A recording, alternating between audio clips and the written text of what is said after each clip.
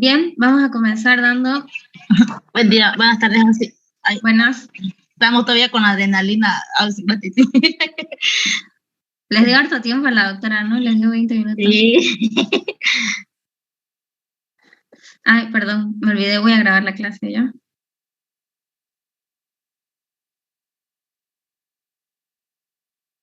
Recording in progress. Bien, vamos a comenzar entonces esta clase diciendo los objetivos. Identificar primeramente los microorganismos de la flora normal intestinal, ¿sí? Para diferenciar de cuáles me van a producir infecciones gastrointestinales. También vamos a identificar los microorganismos más importantes de las infecciones gastrointestinales, cuáles son los patógenos, conocer también las condiciones de la toma de muestra para un coprocultivo, que esto es muy importante a la hora de solicitar nuestro análisis, y también conocer el procedimiento bacteriológico a seguir con la muestra que llega al laboratorio. Entonces, vamos a ir al finalizar, vamos a interpretar los diferentes casos clínicos y los resultados bacteriológicos, y que esto vamos a hacer mucho hincapié para que podamos entender, ¿no?, cuáles son los diagnósticos, nuestros presuntos diagnósticos.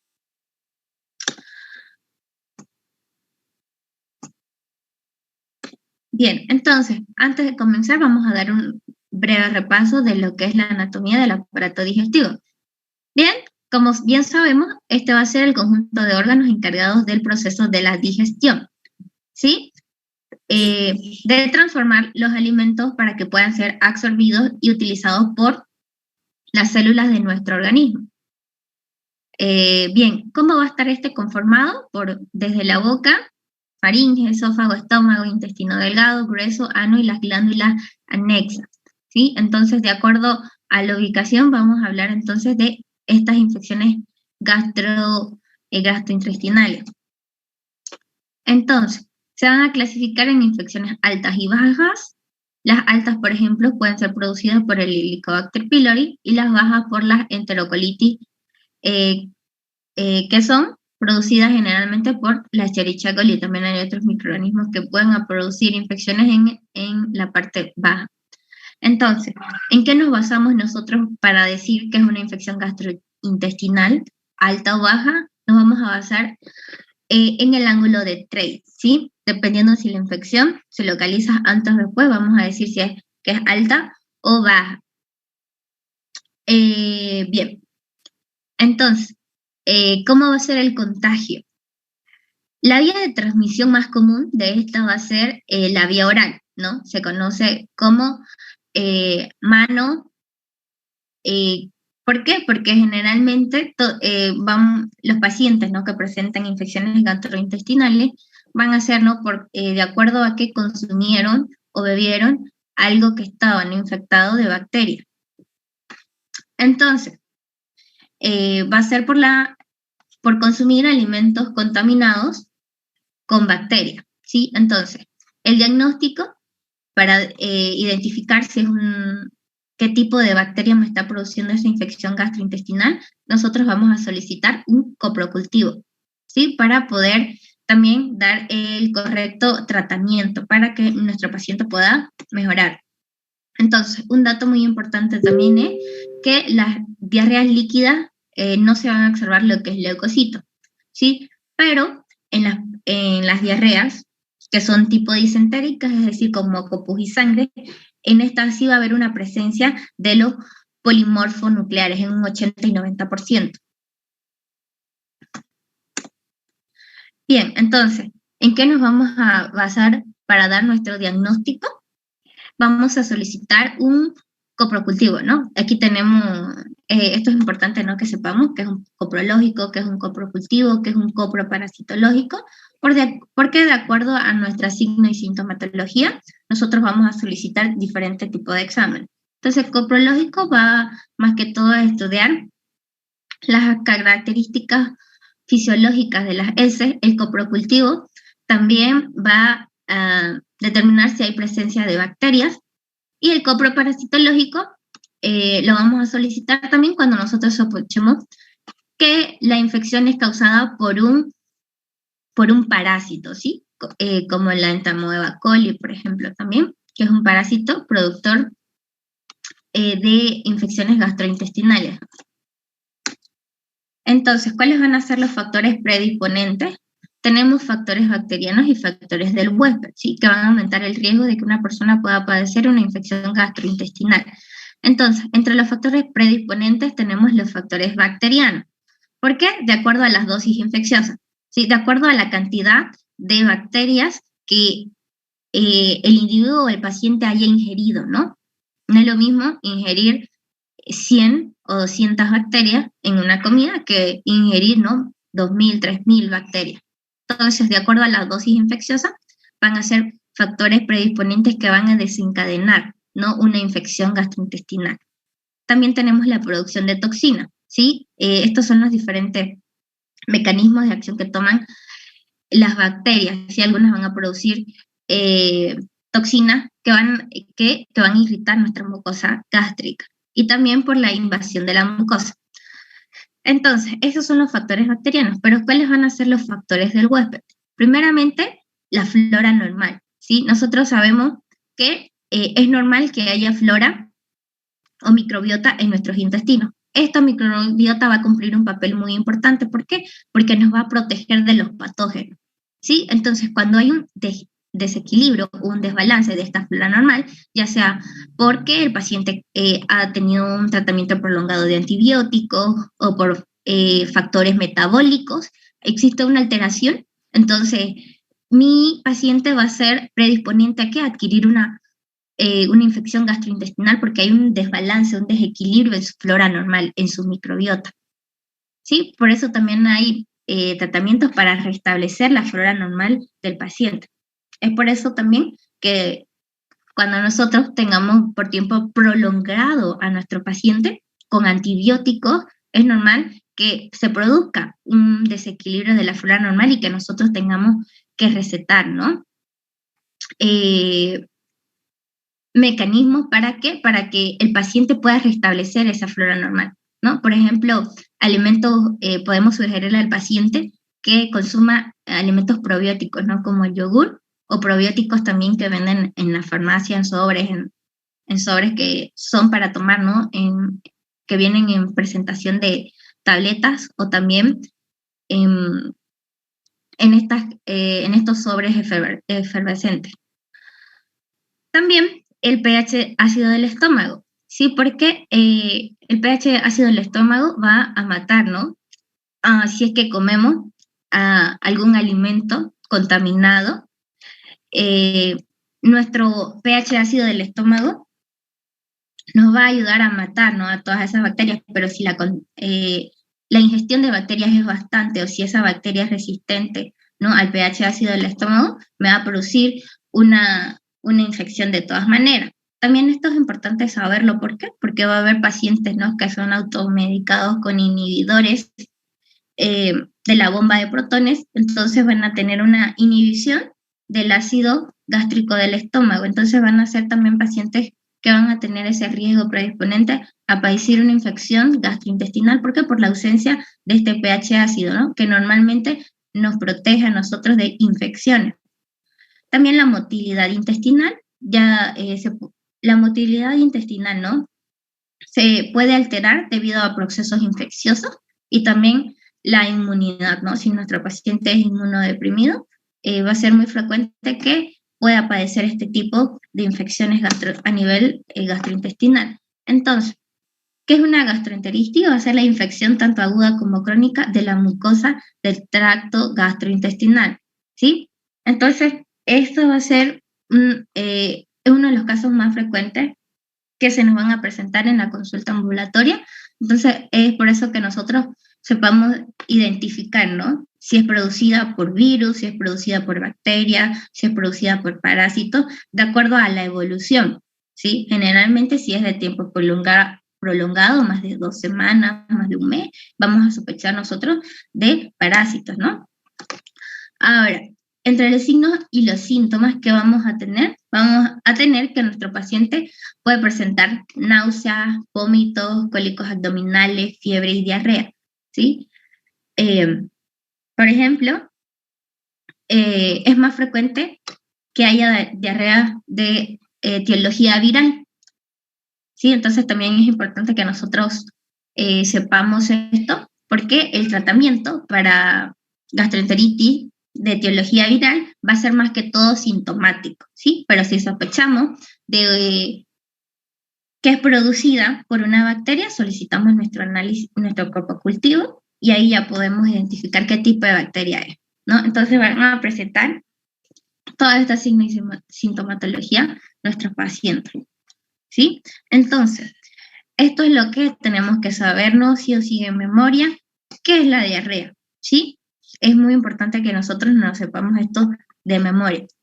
Entonces aquí tienen la definición, va a ser el aumento de la frecuencia de las deposiciones acompañada de una disminución de la consistencia de la misma. Sí, porque nuestro paciente puede ser que nos diga, ay, estoy con diarrea. Entonces, nosotros de acuerdo a esta definición vamos a decir, a ver, ¿desde cuándo está con esa diarrea? ¿Cuántas veces va al baño?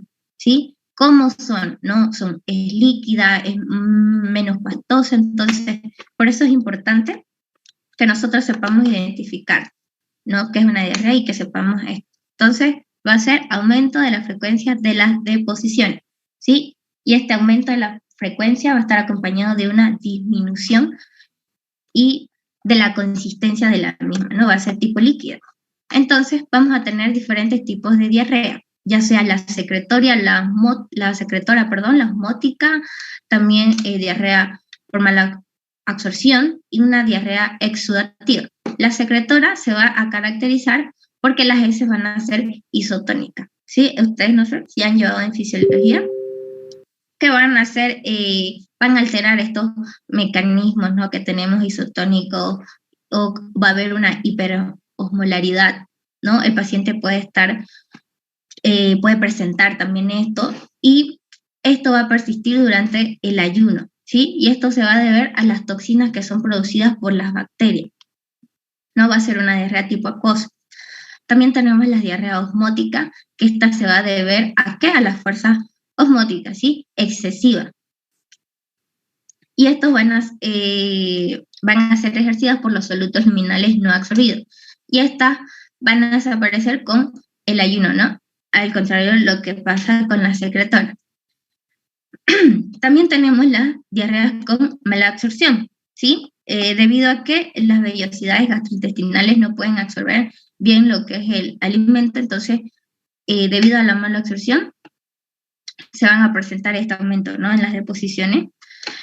Y esto se va a asociar más que todo a la estatorrea y se alivia con el ayuno, ¿no? Puede ser esta de causa infecciosa, o también se puede deber a alteraciones metabólicas. Y por último vamos a hablar de las diarreas exudativas, que esta se va a deber a enfermedades inflamatorias infecciosas, que se va a presentar en heces mucosanguinolenta y que estas persisten durante el ayuno. Entonces, como dijimos, van a presentarse diarreas por alteración de la motilidad, haciendo un retroceso de lo que estábamos hablando. Entonces tenemos también, mencionamos que hay diarreas producidas por las neurotoxinas, como su nombre bien nos indica, dice neuro, ¿sí? Refiriéndose a qué, a la parte del sistema nervioso. Entonces estas neurotoxinas van a atravesar lo que es mi barrera hematoencefálica, ¿sí? Entre estas cuales vamos a tener Staphylococcus aureus y el Bacillus cereus, ¿no? Que el Bacillus cereus me va a producir una forma emética. También bacterias como el Vibrio cholerae, el Bacillus cereus, Clostridium perfringens, Escherichia coli enterotoxigénica, estas van a producir diarrea, pero de acuerdo a su producción de enterotoxina, ¿sí? Estas van a ser específicas de la mucosa gastrointestinal, ¿no? Que afectan específicamente a esta área. También tenemos otras que afectan a la citotoxina, ¿sí? Se deben a que estas bacterias, como la Shigella dysenteria, la Clostridium difficile, el Vibrio parahemolyticus y la Escherichia coli enterohemorrágica, que es el serotipo, este serotipo, que es muy preguntado también, serotipos O157, que me van a producir citotoxinas, ¿no? Y que a nivel gastrointestinal me van a causar una infección también. Entonces también tenemos los mecanismos enteroinvasivos, como el Campylobacter jejuni, la Escherichia coli enteroinvasiva, la Shigella, la Salmonella.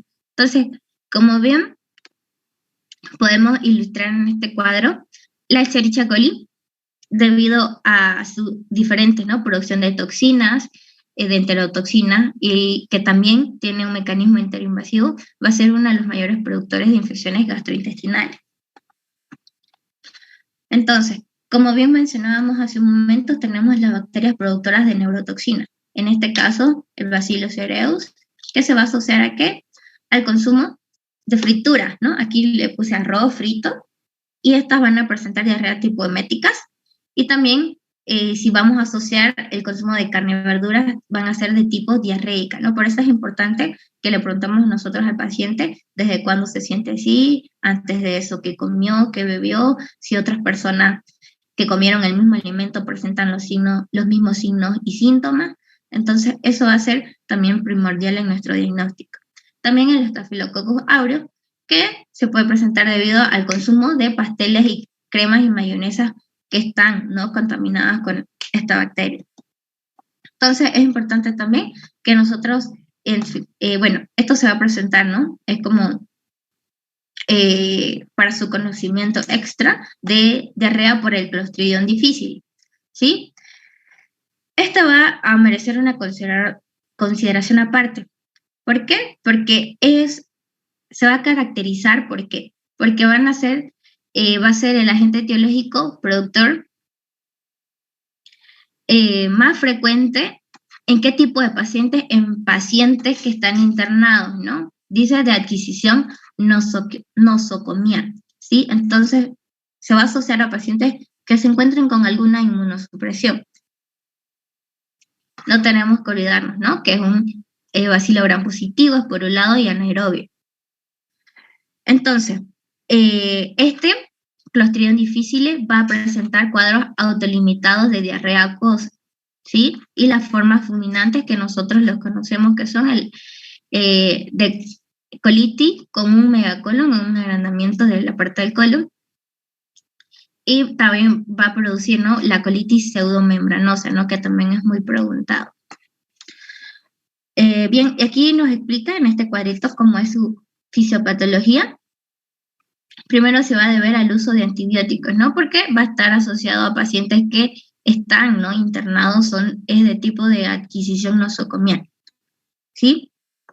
Entonces se va a deber al uso prolongado de antibióticos por una alteración de la inmunosupresión del paciente. Bien, entonces, tenemos aquí, como dijimos, vamos a tener gastroenteritis de origen viral también, que el más frecuente en pacientes menores a 2 años van a ser el rotavirus, y gastroenteritis de origen bacteriano, que va a ser la Escherichia coli, la enterotoxigénica, la Shigella, la E. coli invasiva, la enteromorrágica también, el Campylobacter, el Yersinia también, que nos van a producir cuadros diarreicos. Entonces, hasta aquí vamos a resolver su cuestionario. ¿Qué colocaron en la parte de bacilos gram negativos? Escherichia coli, ausi, Klebsiella, Shigella y Proteus Yersinia. No sé si está bien. Bien, como mencionamos, nuestra microbiota va a tener un predominio de bacilo gram negativo. Entonces, ¿qué microorganismos vamos a tener como parte de nuestra microbiota? Vamos a tener la Escherichia coli, la Klebsiella, Enterobacter, Citobacter, Proteus, Yersinia, Serratia, Providencia, Morganella, Salmonella y Shigella. Entonces, no se olviden que en estados de inmunosupresión, debido a un desbalance, ¿no?, de todos estos microorganismos bacilos gram negativos, es que también se pueden presentar diarreas tipo acuosa, ¿sí? Pero no solamente están los bacilos gram negativos, sino que también están los cocos gram positivos. Ahí tenemos al Enterococcus spp, Staphylococcus aureus, Enterococcus, Streptococcus viridans, y por último a los anaerobios también tenemos al Clostridium y al Bacteroides fragilis. Entonces, la flora intestinal normal está constituida predominantemente por, ¿cuáles dijimos? Bacilos gram negativos. Gran Sí. negativo. Entonces, ¿a qué llamamos nosotros disbacteriosis? A un Llegaría a desbalance. ser El desbalance de la microbiota. Microbiota normal. Sí. Exactamente. Al desbalance de la microbiota normal. Muy bien. Entonces, citen los microorganismos más importantes que producen infecciones intestinales. ¿Qué colocaron en bacterias?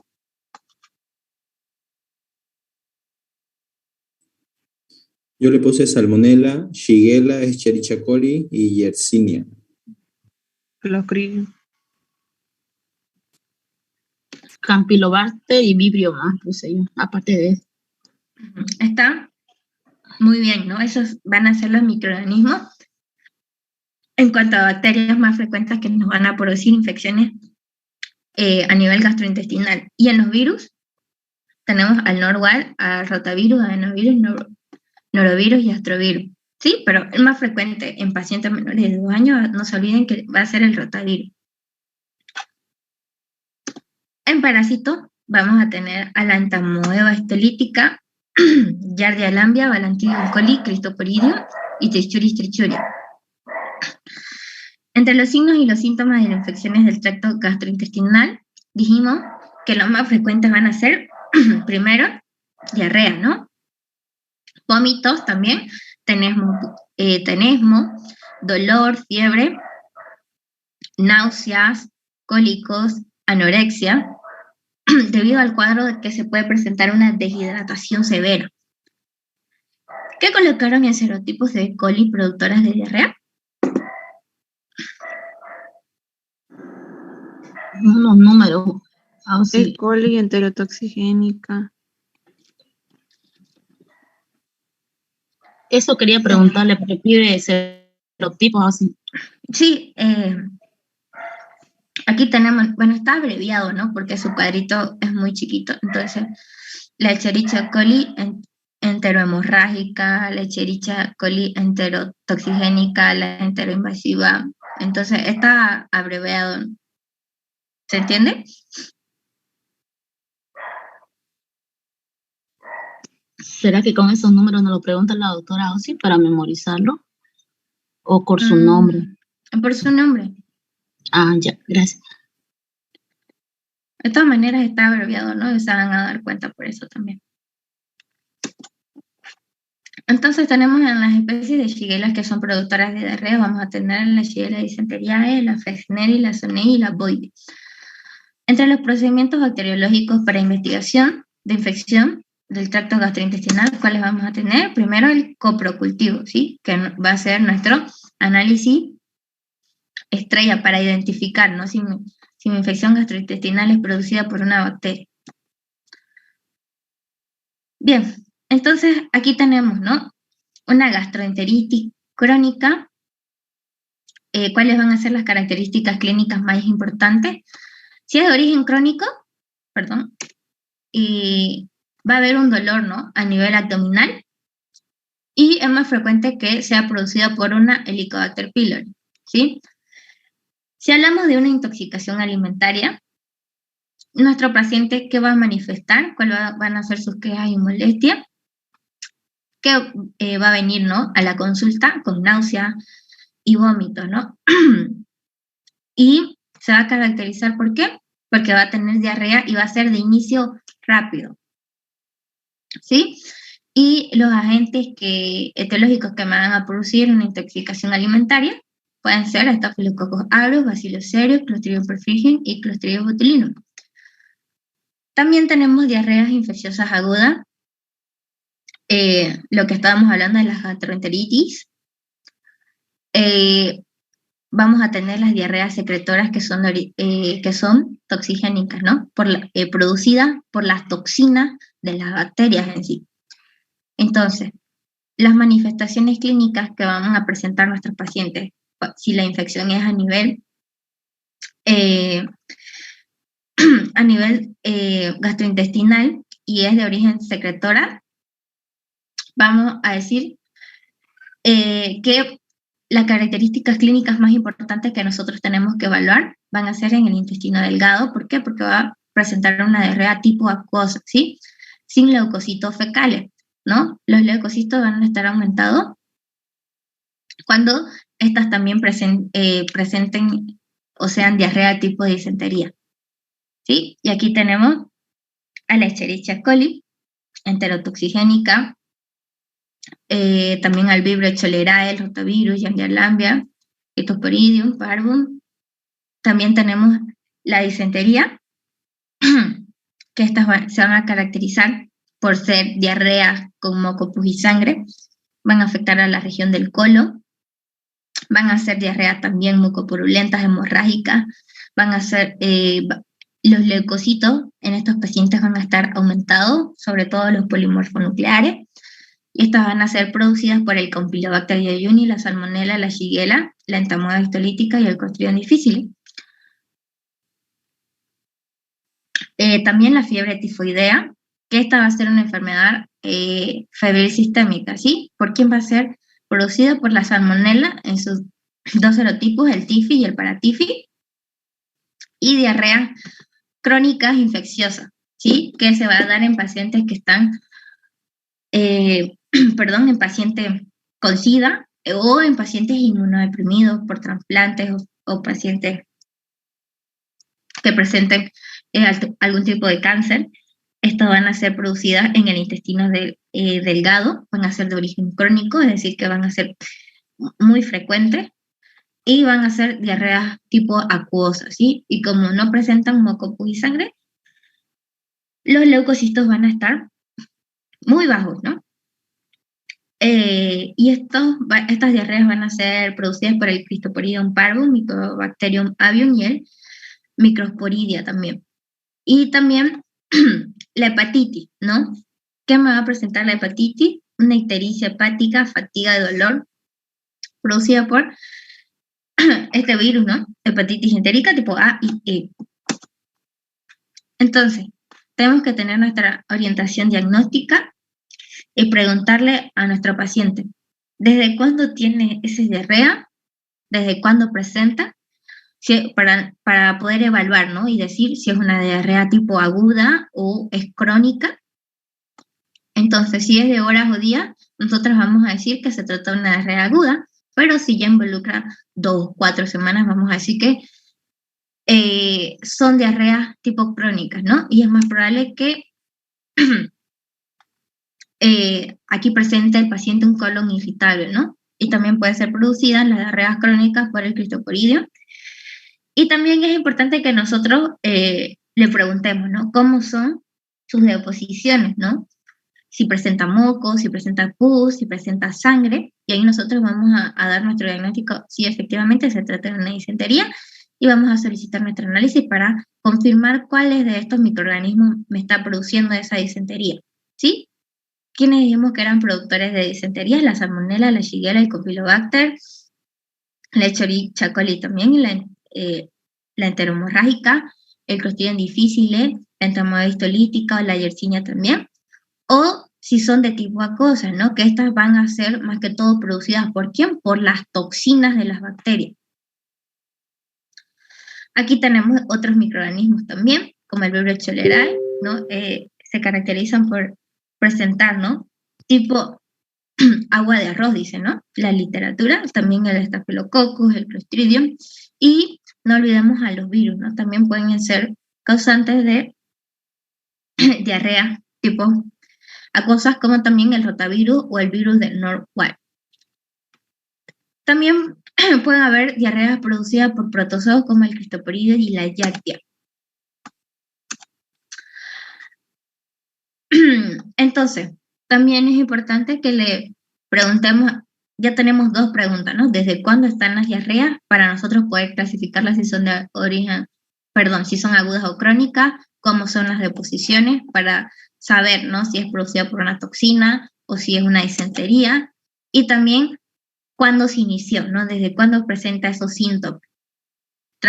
Y preguntarle también qué alimentos consumió, ¿no? Y si otras personas o miembros de su familia consumieron ese mismo alimento y y qué signos y sintomatología tienen estos pacientes.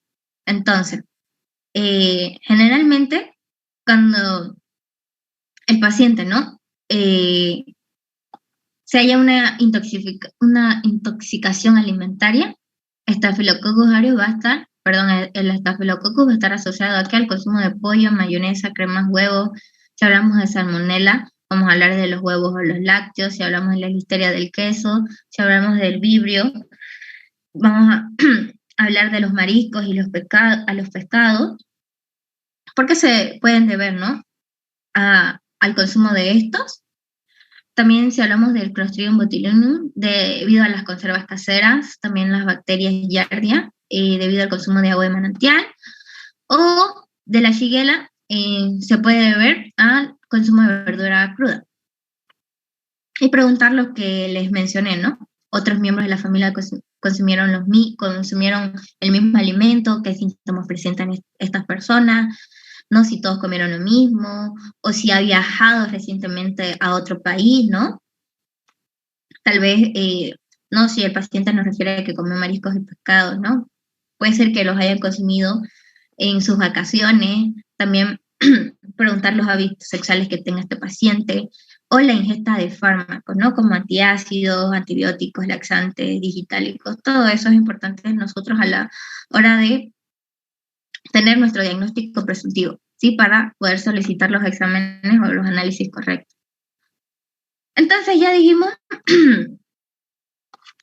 cuáles van a ser las características principales. Por ejemplo, nuestro paciente va a presentar vómito y el microorganismo que se vienen asociados a este va a ser el Staphylococcus aureus debido a la toxina, el Cereus también, el norovirus también, que esto, su periodo de incubación va a ser de horas, ¿no? De 1 a 6 horas, de 24 a 48. Y debido a que consumieron alimentos contaminados, ¿no? Ya puede ser que hayan consumido cremas, pastas, mayonesas, huevos, también cosas fritas, ¿no? Como el arroz, carnes contaminadas también, diarreas de tipo acuosa, producidas por el Clostridium perfringens, la Escherichia coli enterotoxigénica,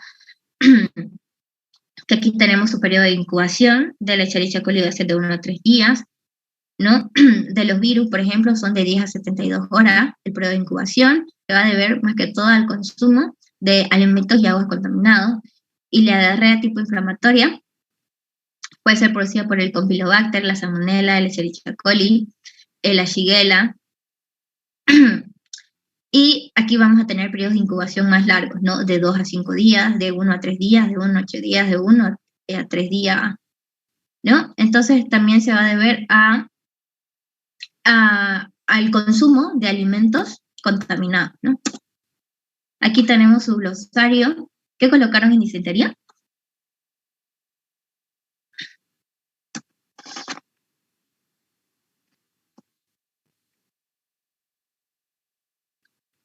¿Qué colocaron en intoxicación alimentaria? Manifestación clínica de la ingesta de alimentos contaminados por bacterias. Muy bien. ¿Qué colocaron en catarsis? Expulsión espontánea o artificial de sustancias que son nocivas al organismo. Muy bien. ¿Qué colocaron en hematemesis? Vómito con presencia de sangre. Así es. ¿En caliemia? Concentración de potasio en sangre. Así es, ¿no? Y en antiemético, fármaco para detener y evitar náuseas y vómitos. Entonces vamos a avanzar. Ya se va a cortar el Zoom, así que entran al mismo link ya, por favor. Casos clínicos. ¿Quién lo puede leer? El caso clínico número 1. ¿Quién lo quiere leer?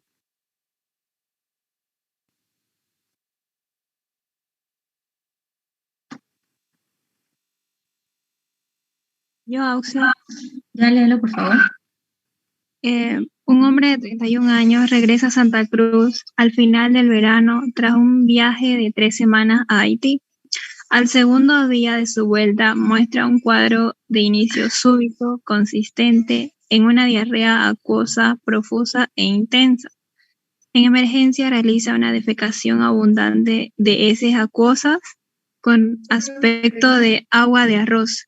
Además vomita varias ocasiones y muestra una sudoración ligera. También sufre calambres musculares y sensación de mareo. Paciente recibe tratamiento con antiácidos.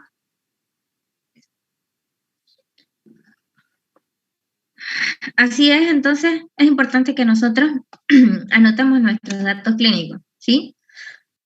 ¿Qué nos presenta el paciente? Nos dice que presenta diarrea, vómitos, calambres musculares y mareo, ¿no? Como datos epidemiológicos que tenemos, que es un hombre de 31 años que viajó recientemente a Haití y recibió un tratamiento con antiácido, ¿sí? Entonces, ¿qué diagnóstico diferencial nosotros podemos utilizar aquí? Que puede ser producido por un estafilococo, por una Shigella, por un Epicholerae, por una Escherichia coli. Entonces, por eso es que es importante que nosotros solicitemos nuestro cuerpo cultivo. Entonces, mecanismo fisiopatológico de la diarrea, ¿cuál va a ser? Producción de toxinas. Sí, esto debido a qué? Al aspecto que estas tienen, ¿no? Son con aspecto de agua de arroz. Entonces, con el tema estamos hablando del mecanismo fisiopatológico de la diarrea, ¿no es cierto? De acuerdo al aspecto que estas presentan, nosotros vamos a decir que es producida por toxinas. Entonces, ¿cuál va a ser nuestro diagnóstico final del cuadro que colocaron ahí?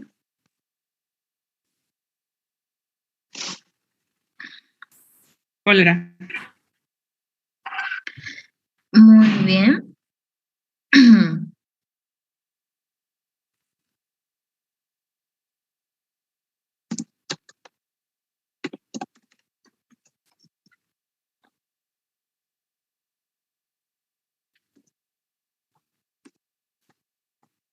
Ahí tenemos cólera, ¿no?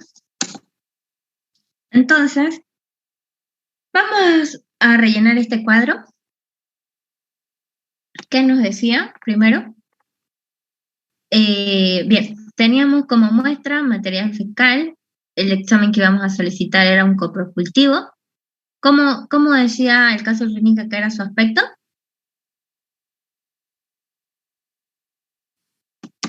Acuoso. Así es, entonces, como es de acuosos, no se van a observar leucocitos, ¿no? Los leucocitos solo van a estar aumentados cuando son de tipo disentería. Entonces, la tinción de Gram nos revela que son bacilos Gram negativos en forma de coma, ¿no? Entonces, ¿cuál va a ser nuestro germen aislado?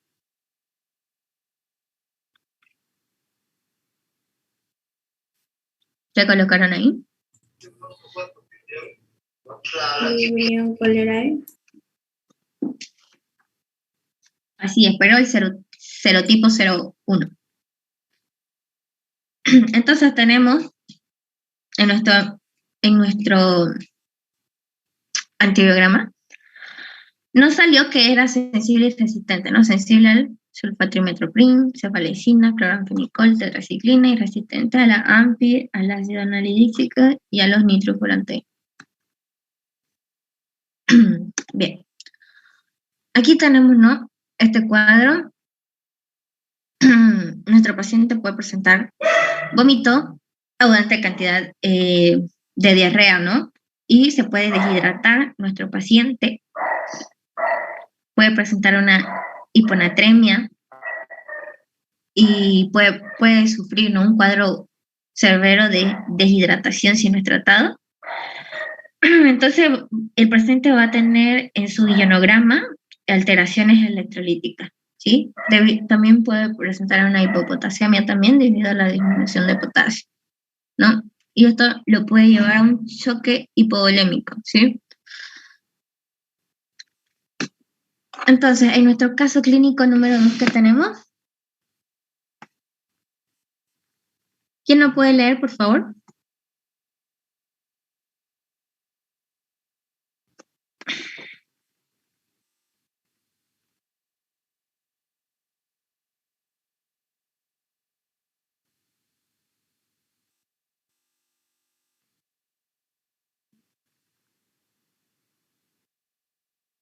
¿Quién no puede leer el caso clínico? Yo lo leo, Oxy. Ya, Yo gracias. Gracias. Caso clínico 2. Un hombre de 35 años con VIH acude al médico de familia debido a que sufre desde hace varias semanas un cuadro de diarrea acuosa. También presenta fiebre, náuseas y anorexia. Durante las 2 últimas semanas, la diarrea ha empeorado considerablemente y el paciente ha desarrollado fatiga y debilidad. Ha perdido 9 kilogramos, y el paciente lleva varios meses sin tomar el tratamiento antirretroviral debido a la intolerancia. En el hemograma presenta un recuento leucocitario de 2.300 por milímetros cúbicos.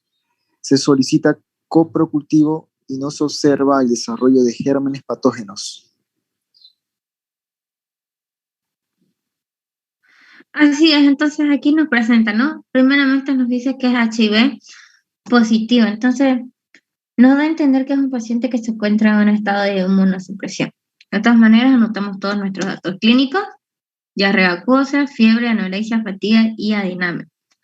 ¿Qué tenemos como datos epidemiológicos entonces? Que es un hombre de 35 años, portador del virus SIDA, y no ha seguido este tratamiento antirretroviral, ¿no? Muchos pacientes no siguen este tratamiento debido a que es un tratamiento muy fuerte, ¿no? Entonces, en nuestros datos de laboratorio, nuestro coprocultivo que nos dice que no se van a observar bacterias, ¿no? Nuestro hemograma está en 2300 y que vamos a sugerir nosotros, como se trata de un paciente que se encuentra en estado de inmunosupresión y es un paciente, ¿no?, que tiene un cuadro evolutivo ya de varios días, ¿no?, semanas en este caso, vamos a decir que es una diarrea de tipo crónica, ¿sí? Entonces, como en nuestro coprocultivo nos salió negativo, tenemos que buscar, ¿no?, cuál es el agente etiológico que me está produciendo esta infección. Entonces solicitamos otro tipo de análisis que colocaron aquí, en este caso. Investiga qué otra prueba de laboratorio necesita para confirmar el diagnóstico del agente causal, de acuerdo a datos clínicos y epidemiológicos que presenta el paciente. ¿Qué colocaron ahí? Oh, sí, me estoy grabando. ¿Perdón? No está grabando la clase. Ahorita. Recording in progress. Bien. ¿Qué colocaron en el caso clínico número 2 entonces? En esta parte que es investiga. Método prueba de Kim Jong o Nielsen.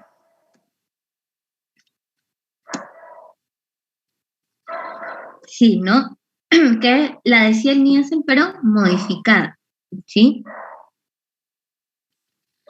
Con esta técnica que vamos a observar, entonces con esta técnica nosotros vamos a observar parásitos, ¿no? Ovocitos, ovoquistes y bacterias como las micobacterias en este caso, ¿no? Debido a que nuestro coprocultivo nos salió sin desarrollo de gérmenes, ¿no? Entonces nosotros vamos a sospechar de otro microorganismo, en este caso es un parásito, ¿no? Entonces, ¿cuál es el diagnóstico final de este cuadro? Una infección por Cryptosporidium parvum, ¿sí? Que es frecuente en pacientes que son HIV positivos, ¿no? Y que tienen diarreas de tipo crónico. Tenemos otro caso clínico número 3 que colocaron aquí.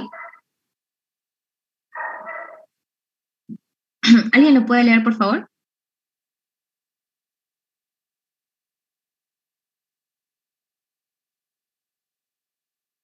Yo lo leo. Un hombre de 71 años vuelve a casa tras una estancia de 2 semanas en el campo. Al día siguiente de su llegada muestra un cuadro de inicio agudo con fiebre de 38.8 grados, dolor abdominal de tipo cólico y diarrea acuosa. Al otro día tenemos y observa la aparición de moco y de rastros de sangre en las heces. Después las heces muestran sangre macroscópicamente visible y aumenta la frecuencia de la defecación. Preocupada por el estado del paciente, su hija le lleva al servicio de urgencia del hospital. Durante su estancia en el campo, el paciente tomó agua de un pozo. El paciente presenta deshidratación leve y se solicita coprocultivo.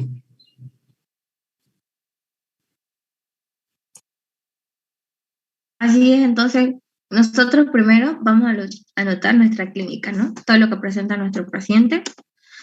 Entonces ahí el caso clínico nos dice, ¿no? Que presenta fiebre, dolor abdominal, diarrea acuosa, también que presenta, ¿no? Disentería y que es un cuadro de evolución de 2 semanas, ¿no? Perdón, que se debe tras una estancia de 2 semanas en el campo. Entonces, en epidemiología tenemos la edad del paciente, 71 años, y que pasó 2 semanas en el campo, ¿no? Y tomó agua de pozo, ¿no? Que seguramente estaba contaminada con microorganismos. Entonces, ¿de qué microorganismos vamos a sospechar nosotros? De la Escherichia coli, de la Shigella y la Salmonella. Entonces, como no estamos seguros de cuál de estos 3 microorganismos puede ser, nosotros solicitamos un coprocultivo.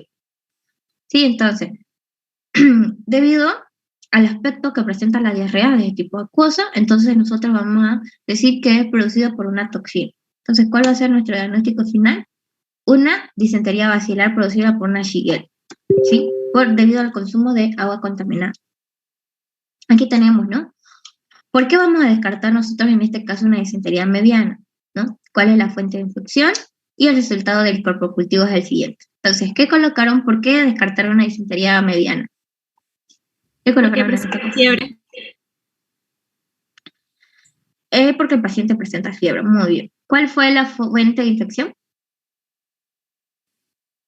Que bebió agua de...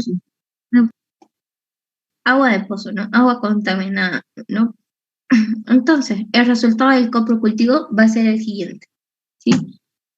Entonces, nuestros leucocitos, ahí observamos, ¿no? Lo que nos dicen nuestros leucocitos, nuestros eritrocitos, células escasas, el parasitológico nos da negativo, y nos dice que la flora polimicrobiana está disminuida, ¿no? Y que hay un predominio de los ácidos gram negativos. Entonces, ¿qué germen aislado nos dice nuestro cultivo? Que se trata de una Shigella disenteriae, ¿no? Y eso sería todo. Chicos, ¿tienen alguna pregunta?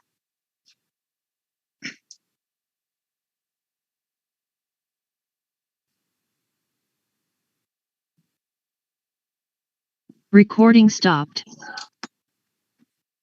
¿Tienen alguna pregunta? Ahí, o sea, dándome cuenta de lo que estaba mencionando, que el agua del pozo en sí, el germen aislado que pudimos encontrar es la Shigella, ¿es la más común, o sea, de agua contaminada? ¿O cuál bacteria sería? No sé si entendió mi pregunta. Sí, de acuerdo. Bueno, más que todo nos vamos a basar, ¿no? en el criterio clínico. De todas maneras, ¿cuáles van a ser las más frecuentes? Bueno, en este caso, la Shigella y la Escherichia coli, ¿no? Se pueden presentar por esas bacterias, ¿no? Por eso es que nosotros pedimos el coprocultivo para identificar, ¿no? Esto también se evalúa la del paciente, el estado de inmunosupresión, entonces no es como que hay algo súper fijo, ¿no? Que te pueda decir si exactamente es esto. Son varios en los parámetros clínicos en los que nos basamos para decir, ¿no? De acuerdo al país también. En muchos países las personas no tienen otro tipo de cultura y no suelen consumir, ¿no? Agua así de un pozo. En cambio, en nuestro medio puede ser frecuente esta Shigella, pero si nos vamos a países que son desarrollados como Estados Unidos, ellos pueden tener, ¿no? otra bacteria como las más frecuentes, entonces no es como que algo bien definido que hay en esa parte. No sé. Gracias. ¿Sí se entendió? Sí. Okay. ¿Otra pregunta?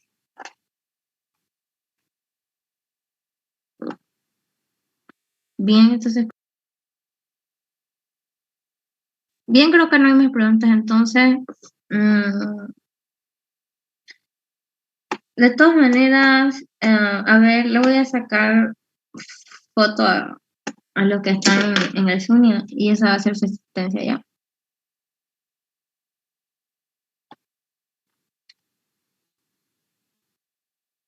Share y a ver.